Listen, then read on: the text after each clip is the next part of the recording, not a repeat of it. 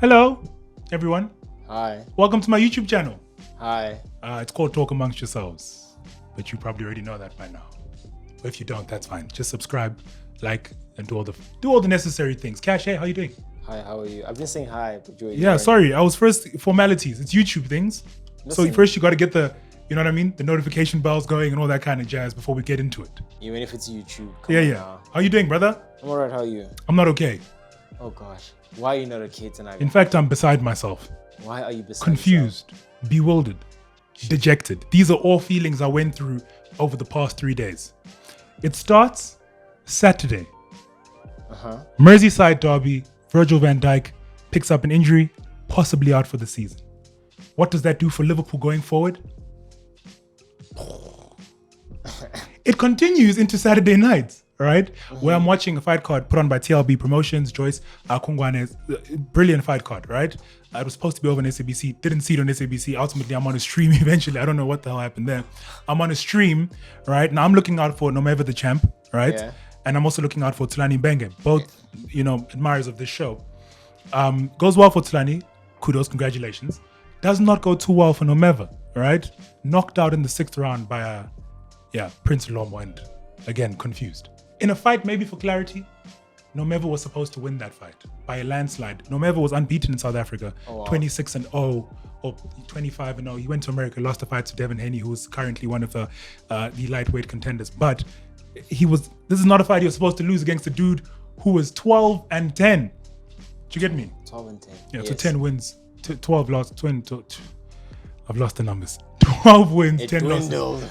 12 wins, 10 losses. So that's how Saturday night goes, right? I wake up in the morning, I'm thinking, surely, no bad. Oh, wait, this is the morning. So I wake up in the morning, I'm thinking, surely nothing else can go wrong, right? Vasily Lomachenko, he's fighting Teofimo Lopez, and I'm thinking, all right, this makes sense. Vasily Lomachenko, pound for pound #1, arguably one of the greatest boxers of all time. That's what people are saying. He's only got 14 fights, but really good. He's doing things in the boxing ring that arguably, possibly haven't been done. And then he loses. And that's 3 for 3, Cash. I don't know if you're counting. That's 3 results where I'm thinking to myself, it's going to go one way. Yeah. And it goes completely opposite of what I was expecting. So it's been a weekend of upsets for me. But you didn't you didn't bet it or anything like that. I'm clearly that's not my portion. Just by taking a look at what's transpired over this weekend, betting is not my portion, because if it were, it would have been a slippery slope for me. So we're going to talk about it all real brief, right? And maybe let's start with what I woke up to on Sunday morning, which is Teofimo Lopez up against Vasily Lomachenko. He is now the undisputed lightweight champion of the world, which is great. I'm excited for him. He's 23 years old. I think he's the youngest, if I'm not mistaken, to ever do that. So for him, it's history. And we want to see young men create history. And we want to see, you don't always want things to go a certain way, right? In every moment, there must be someone who rises up from the ashes and paves a new way for themselves. And that's what Teofimo Lopez did. Just one thing I want to discuss about that fight, then we'll move on. Everybody's saying, oh, Lomachenko didn't start well. Why didn't he do what he did in the second half of the fight, in the first half of the fight? It negates the fact that Lopez boxed superbly well. What I watched in that first 6 rounds wasn't the fact that Lomachenko was trying to get started or was picking his moment for the later rounds. But I think it was a Lomachenko who was trying to get his bearings. But the boxing acumen, which was massively underrated going into this fight of Teofimo Lopez, showed up. And he fought behind his jab. And we've said it on this show, Cash, every time we've spoken about boxing. It's about your jab, right? It's a very simple art. It's a sweet art, right? But at the end of the day, it's very simple. Just use your jab. Go to the body. Those are certain things that make fights easier. Right, with the jab. Yeah, and we saw it. Yeah, we saw it not so long ago. I won't throw names because I'm going to forget. But we saw that on this show not too long ago. Fight behind your jab and everything will go well. And the most impressive thing, Cash, is not even the first 6 rounds. The most impressive thing is the second half of the fight, right? Between rounds, possibly 7 and 12, when Lomachenko started to pick up and you thought, okay, now the tide is shifting. The experience, the pound for pound #1, Vasily Lomachenko is going to do what he always does, which is swallow his opponents in this wave. And that didn't happen. To some large extent, despite the fact that he was winning those rounds in the second half, Lopez was still very competitive, fighting behind his jab, going to the body. And I think it kind of all culminated in that 12th round, where it felt like if Lomachenko were to have won that 12th or possibly scored a knockdown or even just boxed really well, we could have been looking at a draw. At least that's what a lot of people had on their scorecards, myself included, possibly a draw. And then he goes in the 12th round and they call it, biting down on your gum guard and just started throwing haymakers. And Lomachenko didn't know where to go. Look, the scorecards were ridiculous. I think we all know that. That's not up for debate. But what we should not be debating is, in that moment, was it that Lomachenko took long to get started? Or was it that Lopez was every bit of the champion that we did not expect him to be? I think the latter is true. I think the fact of the matter is he proved himself very capable and very worthy in the ring against pound for pound number one at that time. I saw the pound for pound rankings, and I think he slipped down to 7th. That's Lomachenko, and Lopez is up in 5th, if I'm not mistaken. But ultimately, that was that paved the way for Canelo Alvarez to be number one, where I think he deserves for what he's done in the past year or so.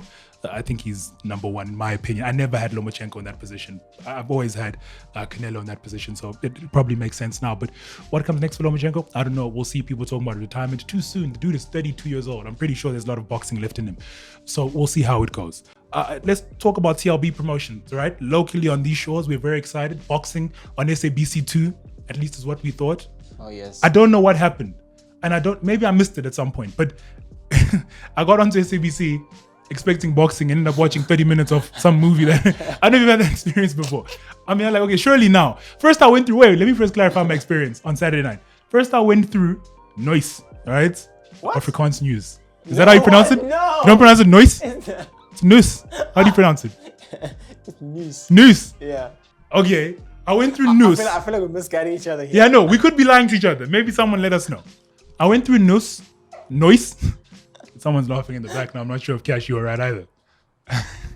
And then I went through 15 minutes of Izindab, right?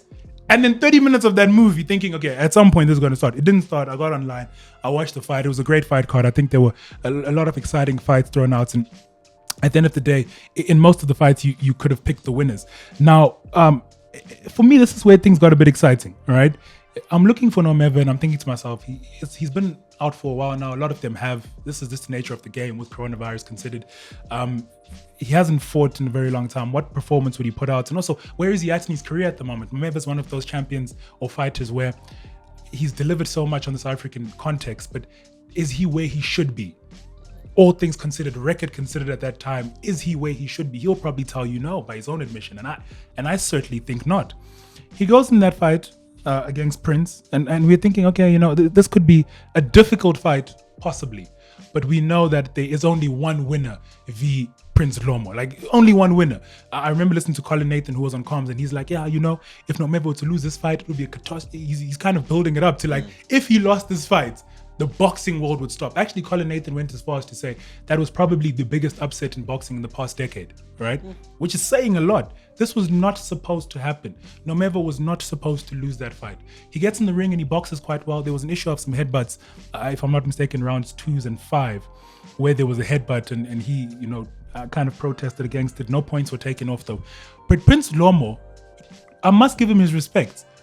Despite being a massive underdog and nowhere near the skill set of Nomeva, he fought the type of fight that gave him that opportunity that he got.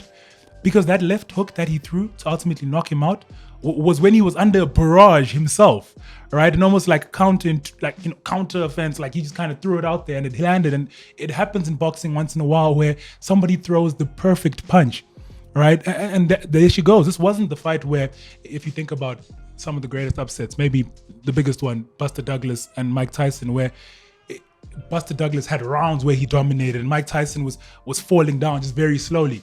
This was Nomeva being great and then one left hook and then it's done. And it wasn't even that kind of punch where someone could get up from. It was done. I think Nomeva is still one of the best we got. He was talking about retirement because he said if he lost to Prince Lomo, he would retire. He's 30 years old and I'm thinking to myself, geez, in my opinion, still so much fight left in the man, but I suppose the future remains to be seen. I actually spoke to him a little bit earlier on. He didn't tell me if he's sticking to his retirement plans or what else would come, but we'll have those conversations in the days to come. Shout out to Tulani Mbenga. I'm not even going to get into that. That was a fight we expected and he fought a good fight. Let's talk and transition real quick into football, where this past weekend we saw, of course, Van Dijk out for Liverpool. The big question mark is, can Liverpool win the league minus Virgil van Dijk? The answer to that question is absolutely not. And I tell you why. Joe Matip can't stay fit. I don't think Joe Gomez is ready to step up and be a leader in the back. Fabinho is like putting tape over a glass tank with water in it, and that's about to leak. And I don't say that as an indictment to him at all. He was very capable when he was put in that position in the early knockings of the Premier League. But you get the sense that there is no leader anymore. Don't mistake what Virgil van Dijk was for Liverpool. He wasn't exclusively just a very good defender, but he was also the guy who made everyone play and operate at their best level because of his leadership. I don't see who replicates that in the back. Am I being pessimistic? Yes. Within reason, I think absolutely. Because of all the players in Liverpool's team who you would think we can't afford to lose, despite how good Mane is, and his absence against Villa was evident in that 7-2 defeat, despite how good Salah, I mean, all these guys are, we could almost replicate those goals in some way, shape or form. But if you can't keep them out at the back, then Liverpool go back to what they were when Klopp first arrived, which was 5-4 thrillers every game. And it's not a sustainable way to win a league, especially in a season like this. But then again, my prediction also for the season is that it's going to be the season of a lot of firsts. I wouldn't even bet against, here's the big one, Cash, Aston Villa, potentially winning the league, doing what Leicester City did. You never know. This season is so bizarre. Look, they've started well, and I know people have slated me for my Everton prediction, which I'm still sticking by the way. But Aston Villa have started really well, and I think that they won't win the league. Obviously, that's just, I'm crazy. Now I'm talking crazy. But you wouldn't be surprised. It's so awkward this season. I mean, it's just Arsenal could possibly even win it. You never know. That sits well with you now. Listen, Arsenal winning it. That sits very well with me. Arsenal winning it. I think we're taking this one. Okay. Yeah. Okay, Cash. So I'm going to say it with my chest. All right. Turn off. Taking this one. Okay, turn off the mic now, Cash. You're done. You're fired. Thank you for coming on. So yeah, I don't know what happens to Liverpool going forward, but I definitely think the Champions League for me would be the competition. And I don't suppose clubs are going to sit and start focusing and picking between the two. But for me, I think Liverpool are more likely in the Champions League than in the Premier League because of the long stretch, because of just the season as it is at the moment. That's just my prediction. That's the bigger miss that Virgil van Dijk is. So today we're talking, of course, Champions League, as I just alluded to. We'll check PSG in the game v Manchester United, probably the standout fixture from today's round. Aaron Wan-Bissaka is the big talking points, Cash. Can we get into the social affairs of these soccer players real quick? I don't know if you heard. Aaron Wan-Bissaka, Manchester United right back, scored his first goal after 50 appearances for the club at the weekend. Wow. Big thing, we're celebrating how great of a defender he is. All this great stuff. Today, it's almost as if files are just waiting for black man's success, and then it unravels. Aaron Wan-Bissaka, now I don't know the full details. I didn't get time to kind of dive into it all, but from what I made out on Twitter, girlfriend, and then multiple side chicks. This is the situation that he finds himself in. Oh, snap. Now, someone in that equation got pregnant. And he was like, I'm not getting involved in that pregnancy. So already, right? I don't know. The equation may be wrong as I saw it, but that's essentially what I saw. So he follows that kind of path that Martial took and so many other great Manchester United players. It almost seems to be... It's a Manchester to be a Manchester United great, you almost need a little bit of infidelity in there because... that's clearly the flavor of the day over in Manchester. But that's not what we're getting into. It's how that affects their preparations tonight for PSG. Aaron Wan-Bissaka is a massive cog in that machine defensively in terms of how they tick. So it'll be quite interesting to see what type of performance Ole Gunnar Solskjaer gets out of Aaron Wan-Bissaka. And of course, the whole team. They performed well, the B side over the weekend. Is he going to stick with some of those players who did well? Juan Mata was one that got a lot of Manchester United fans salivating. Will he stick with that for the game v PSG? I don't know, but early predictions for that game, PSG win 2-1.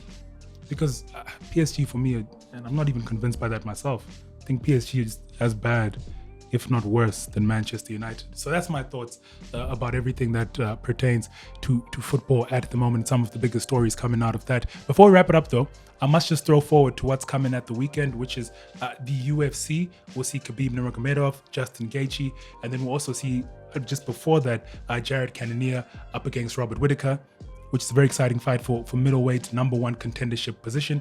But Khabib Nurmagomedov, Justin Gaethje is a fight where we're looking at probably the biggest fight of the year. It's legacy on both sides. It's Khabib 28-0 in the UFC. He wants to retire at 30-0. Justin Gaethje shouldn't have beat Tony Ferguson. Another upset this year. What is going on? Justin Gaethje shouldn't have beat Tony Ferguson to fight Khabib, but this is the fight that we're getting. What we get at the weekend is going to be an absolute explosion. and probably not one for people who are expecting to see a lot of fisticuffs. That's not the way this fight will go. It will be a lot of wrestling, and in those moments, it will be, can Justin Gaethje take his moment in transition and land a big punch that stifles Khabib? Great wrestler, but he's not going to out-wrestle Khabib. So I don't think he's thinking that. I think he's just thinking, can he discourage Khabib enough in the wrestling to have him stand up for just a minute? A minute is all Justin Gaethje needs. We saw that in the fight against Tony Ferguson. He has bombs in his hands, and that's what he'll be hoping for. I'm predicting Justin Gaethje to win this fight because, again, this year is so bizarre. I don't know what's happening. At this stage, I have a chance in the ring against somebody. That's just the... Don't look at me like that, Cash. That's just the bizarre nature of the... Go, sorry. Okay. Push you in that one. Yeah. Remake a choke. Okay, sure. You're absolutely correct. Maybe not against Cash, but everybody else, I'm willing to take on that fight.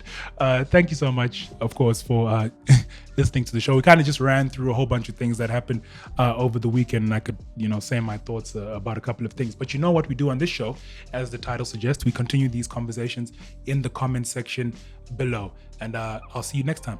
Cheers.